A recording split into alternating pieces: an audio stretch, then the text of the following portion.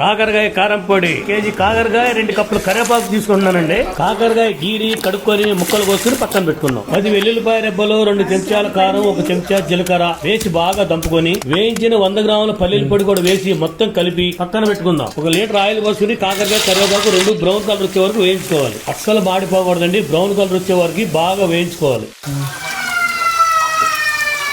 చూస్తున్నారు కదా, ఈ కలర్ వచ్చే వారికి బాగా వేయించుకుని కరివేపాకు కూడా వేయించేసుకోవాలి. ఇక ఇంతేనండి, చేతులు శుభ్రంగా కడుక్కొని ఈ కాకరకాయని కరివేపాకుని మెత్తగా పొడి చేసుకోవాలి. ఇవి మరీ మెత్తగా ఉండకూడదండి, ఇట్లా కచ్చా పచ్చాగా ఉంటేనే మనం తినేటప్పుడు బాగుంటుంది అనమాట. ఇలా మెత్తగా పొడి చేసుకుంటూ 1 సగం చెంచా పసుపు, రుచికి సరిపడా ఉప్పు, ముందుగా దంచి పెట్టుకున్న కారం పొడి కూడా వేసుకుని బాగా చేతులతో కలుపుకోవాలి. ఎంత కలిపితే అంత రుచి అండి, మామూలుగా ఉండదు టేస్ట్.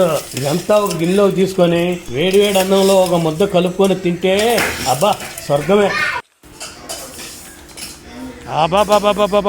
ఏం టేస్ట్ రా.